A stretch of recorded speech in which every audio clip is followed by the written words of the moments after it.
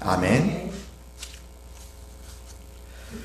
예, 오늘은요, 언약을 기억하시는 하나님이라는 제목으로 함께 말씀을 나누고자 합니다. 네, 언약을 기억하시는 하나님.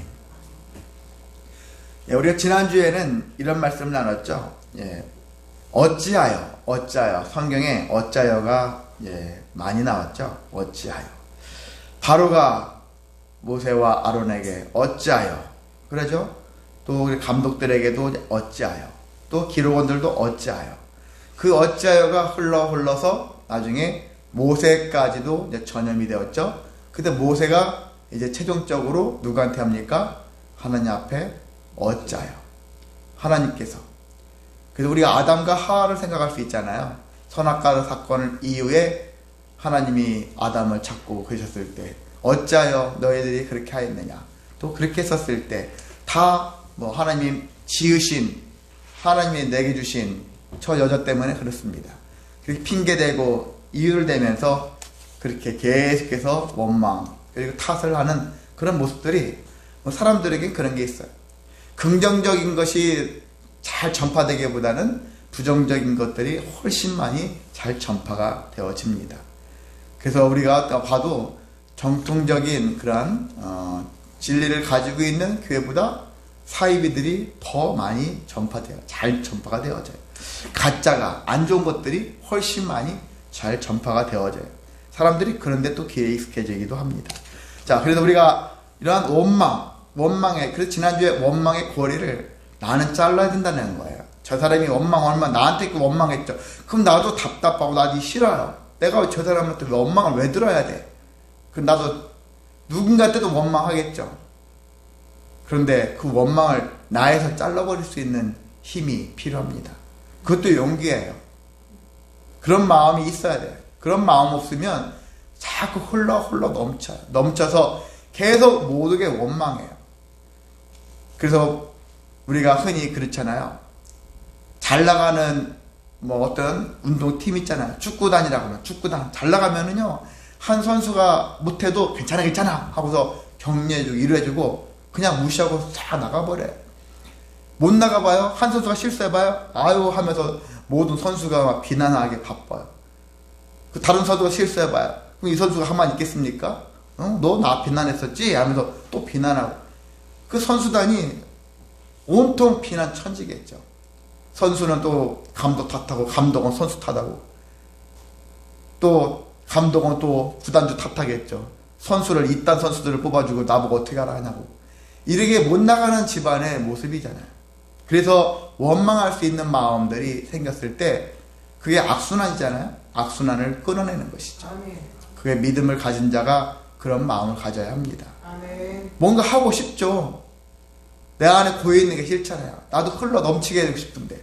그런데 오히려 내가 내 뜻에 딱 끊어내는 것이 나로부터 마치 새로운 샘이 솟듯이 만들어내는 것이, 그래 기독교인이 그런 자세로 살아야 하는 것입니다. 아멘. 안 그러면 세상 사람은 똑같잖아요. 교회를 다니나 안 다니나 똑같아. 그 소리를 왜 듣습니까? 원망 왔을 때 나도 똑같이 원망해버리니까 똑같은 거죠. 근데 내 때는 끊을 줄 알아야 된다. 그래서 그런 마음으로 가질 필요가 있고요.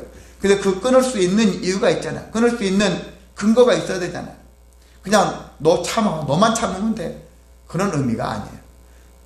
그것이 다라면 우리도 참지 말고 또 누군가를 원망해도 돼요. 그게 다라면. 근데 말씀에서 우리가 발견했을 때는 하나님이 계시기 때문에 우리가 원망의 고리를 끊을 수 있다는 거예요. 아멘. 하나님 다시 새롭게 해줄 수 있는 은혜를 준비하셨고 그것을 나를 통해서 역사하신다는 것 때문에 내가 끊어낼 수가 있다는 거거든요. 아멘. 그래서 하나님은 우리의 소망이라는 거예요. 아멘. 그냥 소망이 아니라 그런 소망이 있기 때문에 모든 악재가 나한테 왔을지라도 나는 끊어낼 수가 있다. 그것을 6장 1절에서 하나님이 모세에게 말씀하시잖아요. 모세에게 나는 너희를 내 강한 손으로 너희를 이 모든 문제를 해결해 줄 거야. 아멘. 하나님이 해결하시겠다 했잖아요. 모세 네가 해결해. 그게 아니라 하나님 내가 해결하겠다는 거예요. 많은 사람들의 착각은요, 내가 해야 한단 말이에요? 못해요. 내가 한다니까 못하는 거죠. 근데 하나님은 우리에게 내가 할 거다. 내가 할 건데 단 네가 내가 시킨 대로만 일단 해. 모든 결과는 다 내가 할 거고 책임질 거야. 그 주님이 하나님이 일하신다라는 사실이 그냥 있는 일이 아니에요. 지금 이 우주가 돌아가는 이 지구가 이 지역에서 돌아가는 모든 일들 있잖아요. 우리 가정에서 일어나는 일들 모든 것들이 다 하나님의 역사라는 거예요. 아멘. 하나님이 일하신다는 것입니다. 아멘. 그런 것을 생각할 때 우리는 충분히 부정적인 것이 왔었을 때 끊을 줄 알아야 되는 거예요. 그것도 믿음이고 그것도 믿음의 능력이라고 할 수 있습니다. 아멘. 오늘 말씀은요, 어떤 말씀이 자주 나오냐면 나는 여호와라. 나는 여호와라. 나는 여호와이니라. 이런 말씀이 참 많이 나와요. 2절에 6절에 8절에 29절에 이 6장에 나는 여호와이니라 라는 말씀이 참 많이 나온다는 거예요. 이 말씀 속에서 그래서 하나님이 어떻게 역사하시기 때문에 이런 말씀을 하셨을까? 자, 하나님이 나는 강한 손으로 해결할 거야. 내가 할 거야. 그런 얘기 하시면서 내가 옛날에 너희 조상들이라 할 수 있는 옛날 아브라함 때 아브라함과 이삭과 야곱에게 나도 그들에게 나타난 적이 있었어. 근데 그들에게 나타났을 때 나는 그들에게 전능한 하나님으로 나타났었다. 근데 내가 여호와라는 그 이름을 가진 자라는 것을 그들에게 말하지는 않았어. 내가 말을 해도 아직 그들이 이해를 못했는지 모르겠지만 알리지 않았다. 그런 얘기를 하는 거예요. 근데 성경을 보면은요, 어떻게 보면 또 거짓말처럼 볼 수 있어요. 창세기 13장 4절에 보면은 아브라함이 한 일이거든요.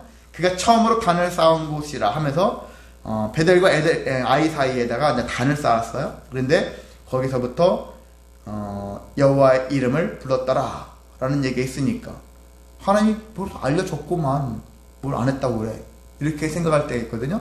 그뿐 아니라 또 이삭에게도 하나님과 관계된 얘기 나옵니다.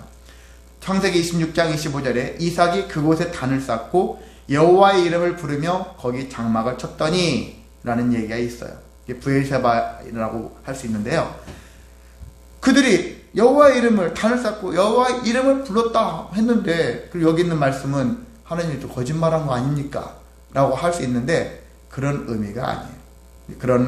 그것을 잘못됐다라고 할 수 있는 부분이 아니라 이때 아브라함과 이삭과 야곱에 나타난 하나님은 전능하신 하나님, 그리고 여기서 그들이 여호와의 이름을 불렀다라는 얘기는 하나님의 이름, 여기서 여호와 그런 이름은 그 약속의 하나님, 그 전능하신 하나님, 우리가 엘샤다이라는 말 들어보셨죠? 옛날 찬양도 엘샤다이라는 찬양도 있는 것처럼 엘샤다이가 전능하신 하나님을 뜻하거든요. 전능하신 하나님. 나는 하나님이다. 우리가 하나님 하지만 지금 하나님이 어떤 하나님입니까? 하나님이라는 이름이 아니잖아요. 하나님 대명사처럼 쓰는 거죠. 하나님. 성경으로 보면 언어적으로 치면 야훼라고도 하고 야훼, 여호와. 그 뜻은 나는 스스로 있는 자니라. 그런 뜻을 가지고 있는 그 이름으로 하나님이 나타나지 않았다는 거거든요. 그 이름을 부르지 않았다는 얘기거든요. 전능하신 하나님으로 불렀다라는 뜻이고, 그리고 모세에게 나타난 하나님은 엘로힘이라는 하나님, 그런 하나님으로 잘못했습니다. 그 엘샤다이 그리고 엘로힘이 나타났는데 이 모세와 백성들에게 나타나는 하나님은 모세에게 나는 스스로 있는 자니라 할 수 있는 그 이름을 가진 자로서 실제 여호와의 그 이름을 가지고서 나타나셨다는 것입니다. 그 의미는 뭐냐면 아브라함과 이삭과 야곱에게 일찍이 오래전부터 약속을 했어요. 내가 너희에게 가나안 땅을 주겠다라는 얘기했고요. 너희를 엄청 많은 백성을 수를 이끌어서 구원해 주겠다 했던 그 약속을 그들에게 했다라는 측면에서의 접근이라면은, 오늘 이 하나님이 특별히 3절에 이 말씀하셨잖아요. 이삭과 야곱에게는 전능의 하나님이 나타났지만 나의 이름을 여호와는 그들에게 알리지 않았다 하면서 대신에 너희한테는 여호와라는 원래 내 이름으로 실제 이름으로 나타났다. 근데 그 이름 안에는 뭐냐면 결국 약속을 실행하는 하나님으로 나타났다. 그런 의미가 있다라는 거예요. 그러니까 아브라함 때 430년도 훨씬 넘는 오래전에 엄청 오래전에 약속했던 하나님이 이제 때가 되어서 그 약속을 지금은 실행하는 하나님으로 내가 나타났다는 것이거든요. 약속의 성취를 이루기 위해서 나타났다라는 얘기입니다. 그래서 5절에 보면은 내가 이제 이스라엘 자손의 신음소리를 듣고 나의 언약을 내가 기억한다라고 얘기하고 있죠. 내가 나의 언약을 기억한다는 것은 하나님이 그동안 까먹고 잊어먹었고 그게 아니에요. 하나님이 때를 기다리신 거죠. 계속 기억하고 계셨다라는 거죠. 깜빡하고 기억 상실증 걸린 것처럼 지났다가 갑자기 기어나서 생각나서 하신 게 아니라 때가 되어서, 그래서 기억하신 바를 기억한 다음에 지금 이제 내가 그 때를 이뤄야 되겠구나, 약속을 성취해야 되겠구나, 실행해야 되겠구나. 그 나의 언약을 기억하노라 라는 말은 곧 내가 그 언약, 약속을 실행하겠다 라는 의미가 있습니다. 그래서 우리도 마찬가지예요. 저와 여러분이 뭔가를 기억하고 있잖아요. 그래, 이거 끝나면 다음에 뭘 해야지. 그리고 나이를 좀 먹어가니까 까먹잖아요. 까먹으니까 여러분이 수첩에 대해서 막 적잖아요. 적는다라는 얘기는 뭡니까? 이 일 다음에 이 일을 할 거다. 기억을 왜 합니까? 할 것이니까 기억하잖아요.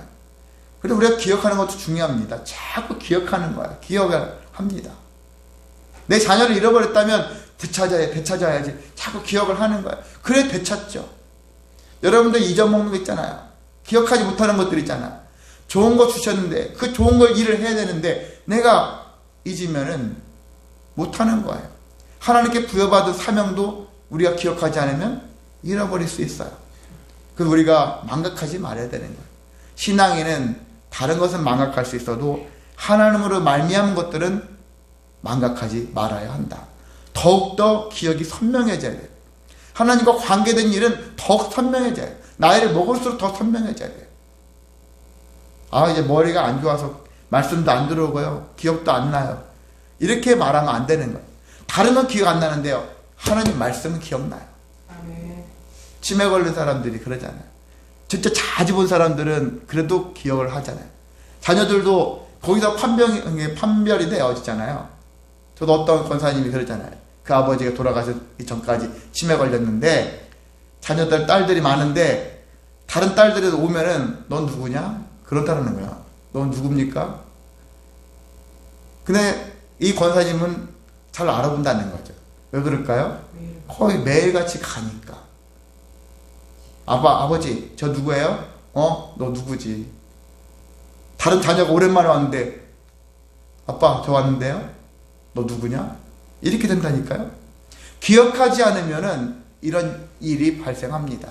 그래서 여러분이 좋은 것은, 그리고 반드시 해야 될 것들은, 그리고 무엇보다 하나님과 관계된 것은 기억하시길 바랍니다. 아멘. 적어도 말씀이라도, 여러분에게 주신 말씀 날마다 가슴판에 새기고 마음판에 새겨서 죽기까지, 죽는 날까지도 다른 건 내가 다 까먹어도 내 자녀 이름을 내가 잊을지언정 이 말씀은 안 잊어. 이런 심정을 가지고서 우리가 하나님 말씀 붙잡고 살아가시기를 소망합니다. 아멘. 하나님은 그랬잖아요. 하나님이 아브라함한테만 약속하셨을까요? 수많은 사람들에게 약속을 해 오셨어요. 근데 하나님이 그걸 다 기억한다라는 거예요. 각 사람들을 다 기억하시는 거예요. 각 사람들의 삶을, 인생을 다 기억하시고 내가 언제 저들에게 어떻게 저들을 역사할까, 선하게 역사할까, 늘 하나님께서 하나님의 때에 맞게 우리에게 역사하신다. 아멘. 그러니까 저와 여러분은 하나님의 역사하시도록 우리가 준비되어야 하는 거예요. 아멘. 우리가 기도합니다. 하나님, 준비된 영혼을 보내주세요. 준비된 어떤 믿음을 가질 만한, 믿음을 사모하고 싶어하는 그 영혼을 보내달래요. 그런데 우리가 아무 준비도 안 해. 우리가 준비 안 해놓고 어떤 영혼만 보내달라고 하면 되겠냐 이거죠. 우리가 준비하고 있어야죠. 아멘. 누군가한테 요청할 때는 우리가 미리 준비가 되어 있어야 되지 않겠습니까? 교회가 모두가 준비하는 성도, 누가 늘 손님을 맞이하려고 하는 그런 마음으로 교회가 준비되어 있지 않습니까? 되어야 하지 않겠습니까? 나부터 게으른데, 나부터 나태한데, 그 누가 온들 이게 뭐지? 누가 여기를 오려 하겠습니까? 그런 마음으로 있으면 안 된다는 얘기죠.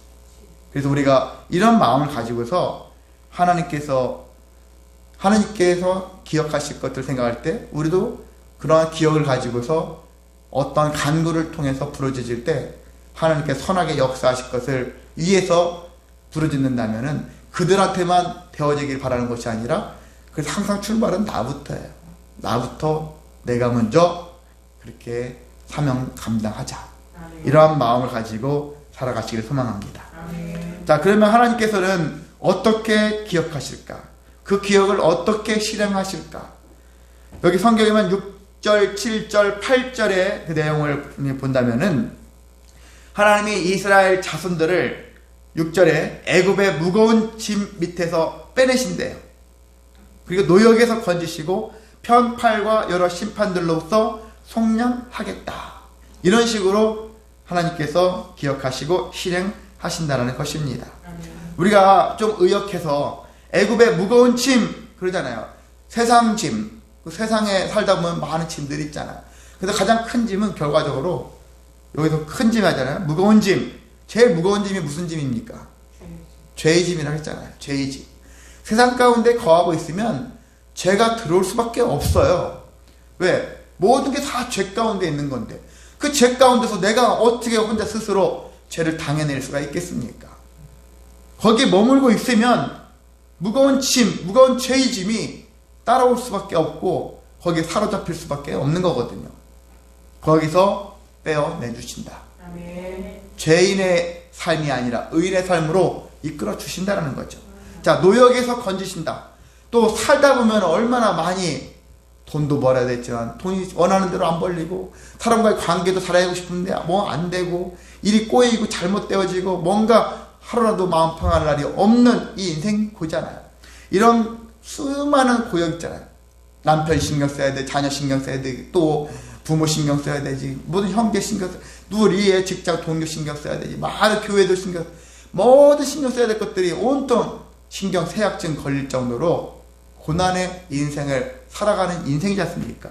그런데 거기에서도 하나님이 건져주시겠다는 거예요.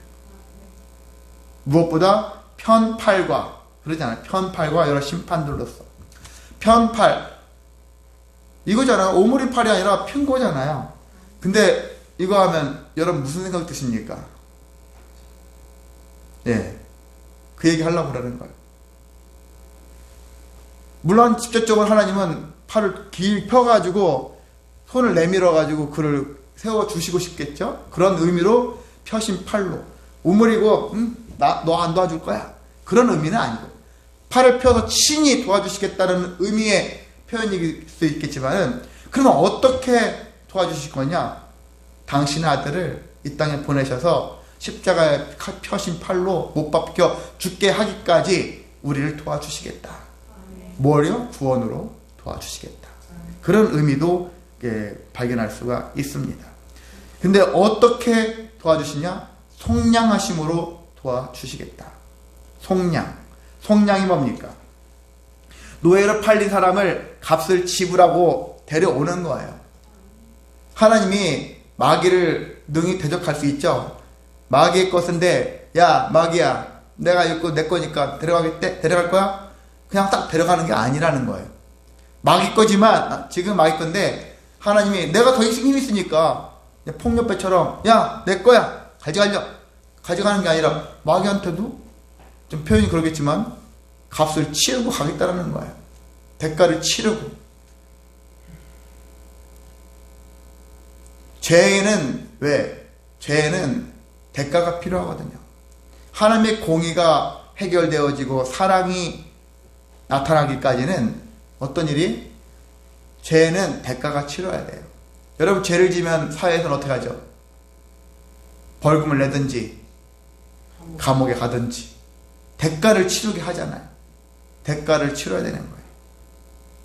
그런 것처럼 우리가 잘못된 길로 갔을 때 이 죄의 유무를 벗어나기 위해서는 속량이 있어야 한다는 거예요.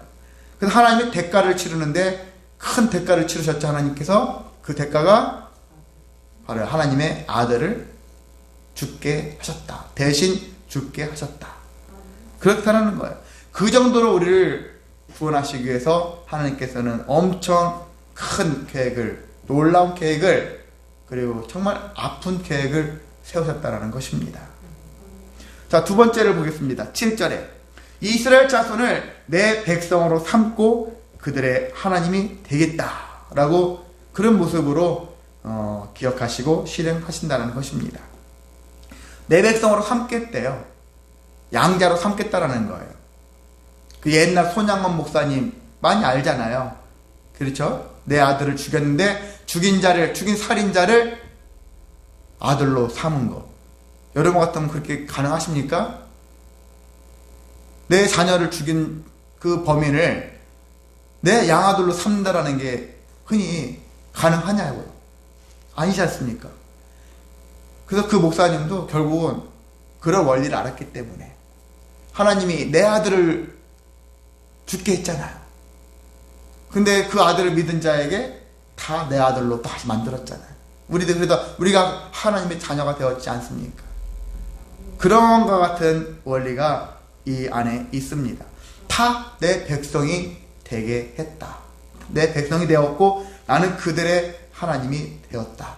라는 것이 하나님께서 우리에게 그렇게 실행을 하셨다는 것입니다. 내 백성으로 삼았다라는 얘기는 뭐예요? 이제 더 너희들 돈으로 샀으니까 내 거야. 이제 내 마음대로 할 거야. 내가 시키는 대로 해. 이런 의미가 아니잖아요. 너희를 내 자녀로 삼고 너희를 지켜줄 거야. 전에는 너희들이 고아처럼 살았어. 버림받았어. 그런데 이제는 더 이상 그렇지 않을 거고 너희들을 끝까지 내가 후원할 거야. 후견인을 자처했다라는 거예요. 후견인과 같은 그런 모습으로 우리를 지켜주시겠다. 약속하신 것입니다. 자, 8절에 봅니다. 아브라함과 이삭과 야곱에게 주기로 맹세한 땅으로 인도하여 그래서 그 기업을 삼게 했다. 라고 얘기하고 있죠. 그렇게 맹세했습니다. 오늘날 우리에게 치면 어디로 가는 것이죠? 가나안 땅을 달리 얘기한다면 하나님 나라로 생각할 수 있는 거예요. 이들에게는 가나안 땅, 젖과 꿀이 흐르는 땅으로 인도했다면 우리에게는 우리 영혼을 어디로 인도하실까? 약속의 하나님 나라. 그 하나님 나라로 인도하신다. 그래서 기업을 삼게 하셨다. 우리가 상속자로서 그 상속을 받은 자가 되었다. 그렇게 하시겠다는 얘기입니다. 자, 이러한 과정을 생각해야 되기 때문에 그래서 우리 하나님께서는 우리에게 오늘날에도 계획해서 약속하시는 하나님과 약속을 실행하시는 하나님으로서 계속 우리에게 다가오고 계십니다. 자, 근데 하나님이 왜 이 일들을 하실까? 괜히 그냥 심심하셔서 이 재미삼아서 이 일을 하실까? 그게 아니라는 거예요. 7절에 보니까 이스라엘 자손들은 애굽에서 빼낸 분이 하나님이시라는 것을 알게 하시기 위해서 이 일을 하셨다는 얘기입니다. 하나님을 알아야 한다는 거예요. 니네들 노력에 의해서 그 누군가 힘 있는 자에 의해서 이 일이 이렇게 이루어진 것 같지? 그게 아니야. 너희들이 지금 이렇게 되어지는 것들은 너희들이 제대로 살려면 하나님이라는 분이 있어야 되고 그 하나님 때문에 이런 일이 있다라는 것들을 알아야 된다. 하나님을 믿어야 한다는 얘기죠. 결과적으로 하나님이 너희들에게 가장 중요한 분이다. 이런 것들을 깨닫게 하는 거예요. 그래서 오늘 6장 본문에 나는 여호와이니라는 말씀을 많이 하는 이유가 거기에 있어요. 나는 여호와야. 내가 누구냐? 나는 여호와란 말이야. 세상에서 흔히 권력자들이 나는 갑질하듯이 나 누군데? 그게 아니라 하나님은 우리에게 충분히 하실 수 있는 분이잖아요. 나 누군데? 왜? 전지전능하신 분인데. 나 누군데? 나 여호와야.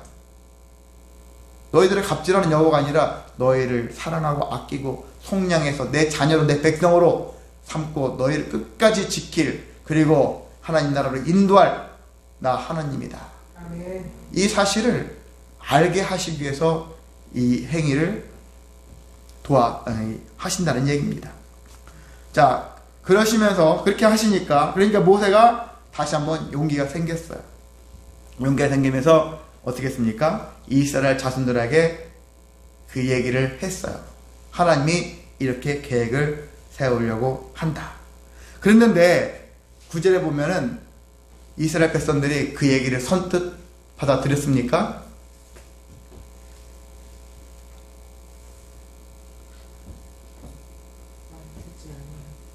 예, 모세의 말을 듣지 않았다라고 되어 있죠. 근데 듣지 않았던 이유가 있어요. 무엇 때문에요? 마음의 상함과 가혹한 노역으로 말미암아. 우리가 신앙생활할 때 신앙을 접거나 쉬거나 하는 경우가 많은 이유가 어디 있습니까?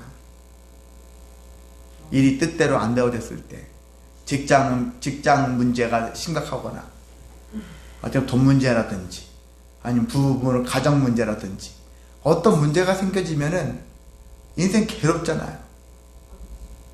교회로 나가는 발걸음이 쉽지 않아요. 듣지 않아요. 하나님 말씀이 들려오지 않아요. 그 어떤 아름다운, 어떤 강력한 말씀을 선포해도 안 들어와요. 듣지 않습니다. 모세는 확신을 찾아서 가서 막 전했는데 안 들어요. 전하는 자만의 문제는 아니라는 거예요. 듣는 자의 마음이 준비가 안 돼 있어요. 그래서 뭐라 이러라 저러라 이렇게 판단할 수 있는 게 아니에요.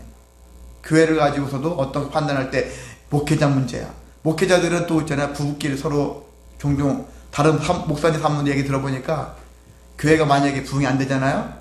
서로에게 삿대질 한대요. 목사는 사모한테 원인 찾고, 사모는 목사한테 원인 찾고, 성도는 목사한테 원인 찾고, 또 목사는 성도들한테 원인 찾고, 안 되는 또 그 집구석처럼 이렇게 한다라는 거. 그런데 다 사람마다 이유는 다 있어요. 근데 자기 형편이 안 좋아지면은 다른 사람들의 말을 안 듣는 게 기본적인 인간들의 심리예요. 목회자도 마찬가지예요. 사모님도 마찬가지고, 우리 모두가 있잖아요. 모두가 다 그런 성질을 갖고 있어요. 교회도 교회 운영이 잘 안 되어지면 다른 사람 얘기 안 들어온단 말이에요. 하나님 말씀도 안 들을 수 있어요. 이 운영이 안 되어지는 일 때문에 마음이 막 무겁고 고통스럽고 괴롭지. 그때 막 하나님의 말씀을 듣고 은혜 받고 막 눈물을 흘리고 빨리 그래야 되는데 그렇게 되기까지 쉽게 되어지지 않는 것을 볼 수 있습니다. 그래도 목회자는 성도들보다는 이 단에 서야 되고, 단에 서기 위해서 말씀을 준비해야 되고, 보기 싫어도 봐야 되고, 그나마 그래서 빠르다라는 거예요. 그나마 회복이 빠르다. 그나마. 그래서 우리가 이러한 환경에 빠졌을 때 이스라엘 백성들 마음의 상함과 가혹한 노역이 있어서 삶이 아주 헝클어지고 꾸겨지고 엉망이 되었던 이 환경 속에서 많은 사람들은 하나님의 말씀을 외면해요. 약속을 외면합니다. 그럴 때 여러분은 동일하게 이들처럼 하지 마시라는 거예요.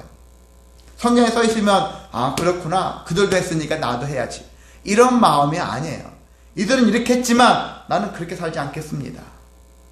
나는 그럼에도 하나님 말씀을 듣겠습니다. 하나님 말씀에 순종하겠습니다. 회개하고 결단하고 다시 소망을 갖겠습니다. 이러한 자세가 우리에게 필요하다는 것입니다. 지금 이들에게는 어떤 게 중요합니까? 너무 삶이 힘들어요. 이게 중요한 거예요. 근데 이 모세는 이 백성들한테 뭘 얘기할까요? 너희들이 여기를 출애굽을 해야지 노예의 삶이 아니라, 종의 삶이 아니라 의인의 삶을 살 수 있어. 하나님의 백성의 삶을 살 수 있어. 너희들이 구원받은 백성의 삶을 살 수 있어 라고 했는데, 그건 먼 얘기잖아. 지금 당장 내가 굶어 죽게 생겼는데, 괴롭힘 당해서 죽겠는데, 지금 사람들은 당장이에요. 당장 이것이 해결된다면 그런 마음을 가지고서 살 때가 있다는 얘기죠. 현실 문제가 필수가 되어지고 영혼의 문제가 선택이 되어지는 순간 여기에서 자유할 수가 없습니다. 근데 성도는 반대가 되어야 되는 것이죠. 영혼의 구원을 위해서는 다른 것들도 포기할 줄도 알아야 되는 거예요. 내려놓을 줄도 알아야 되는 거예요. 그런 삶을 살 줄 알아야 하는 것이죠. 그런 삶을 선택하시기를 소망합니다. 아멘. 자, 이런 삶의 문제 속에서 하나님이 모세에게 어떻게 합니까? 모세야, 바로에게 또 가서 내 이스라엘 백성들을 하나님이 구원하실 것이니까 그 땅에서 빨리 내보내게. 그렇게 네가 그 일을 했으면 좋겠다. 그렇게 하는 거예요. 근데 모세가 어떤 마음을 가졌을까? 하나님, 아시지 않습니까? 내가 이스라엘 백성들한테 가서 하나님이 이렇게 하실 계획을 얘기했지 않습니까? 결과가 뭡니까? 듣지 않습니다. 이스라엘 백성들, 이스라엘 자손들조차도 내 말을 안 듣는데 대적이라 할 수 있는 저 바로가 내 말을 듣겠습니까? 그리고 저 아직 혀가 둔한 자입니다. 아직도 둔한 자라고 자기를 소개하고 있어요. 그렇게 얘기하고 있고요. 여기서만 하는 게 아니죠. 우리가 보면 30절에도 또 나는 입이 둔한 자입니다. 한번 또 얘기해. 입이 둔하다는 얘기를 모세가 3번 한 거죠. 처음에 4장에 했었고 여기 6장에만 2번 더한 거예요. 나는 입이 둔한 자입니다.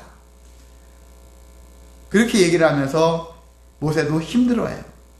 다시 부정적인 마음들은 쉽게 옵니다. 근데 모르는 게 있죠. 모세가 아직 누구에 대해서? 하나님에 대해서. 하나님의 능력은 어디에 있다고요? 말에 있지 않다 했죠? 하나님의 능력을 모세가 말로만 하면 뭐 그냥 해결 안 되네. 안 되잖아요. 말이 아니라 하나님은 능력에 있다. 그러니까 하나님의 능력의 하나님을 모세가 아직 모르는 거예요. 체험을 많이 못 해봤으니까. 그래서 말로만 하면 다 해결될 줄 알았는데 말이 아니라 능력으로 나타난다는 거예요. 하나님은. 말을 하다 보면 또 능력이 나타날 수 있는 것이고 우리가 하나님의 능력을 생각한다면 내가 충분히 그 일들을 할 수 있는데 사람들은 말에 굴복당하는 것이 아니라 하나님의 능력에 굴복을 당한다는 것이다 라는 것들을 기억하셔서 저와 여러분도 말이 아닌 능력에 굴복하셔서 하나님의 뜻을 순종하시기를 소망합니다. 결국 모세와 아론은 하나님의 명령대로 결과예요. 결과 13절 결과가 나와 있죠. 하나님의 명령대로 순종해서 이스라엘 자손도 설득을 했고요. 그리고 바로에게 명령을 전하게 되어서 쉽지 않았지만 결과론적으로 10개의 재앙을 지난 다음에야 이스라엘 자손들을 애굽 땅으로 인도하게 되었다라는 사실입니다. 자, 우리가 말씀을 정리합니다. 그래서 우리가 하나님은 약속하시는 하나님이면서 약속을 반드시 기억하시고 실행하시는 하나님이다. 그게 나 때에도 계속 이루어지거니와 나한테 하신 약속이 내 후손을 거쳐서 어떤 후손에게 또 나타날 수도 있거든요. 그래서 우리는 그러한 나의 현재 삶에 내적으로 외적으로 힘든 일이 있다 할지라도 그것 때문에 하나님 말씀을 외면하고 듣지 않고 그 힘든 일로 인해서 오늘도 내일도 늘 괴로워하고 힘들어하는 그런 인생에서 벗어나서 그래 말씀에 순종해야지. 하나님이 이렇게 하신다라는데 그것을 기대하고 소망하며 나아가기를 우리가 소망합니다. 그래서 우리가 하나님에 대한 믿음을 잃지 마시기 바랍니다. 어렵고 힘들지라도 또 주신 사명 우리가 끝까지 붙잡고 용기 내어 좌절하지 않고 신실하게 일하시는 하나님을 기대하면서 능력의 하나님께 의지하면서 사명 감당하기를 원합니다. 그렇게 하여서 나로 말미암아서 가정, 직장, 그런 교회, 이 나라 모든 인류가 하나님의 은혜로 부흥되어질 수 있는 놀라운 역사가 이루어지기를 기도하는 저와 여러분 되시기를 주님의 이름으로 소망하고 축복합니다. 기도합니다. 사랑 많으신 하나님 아버지 감사를 드립니다.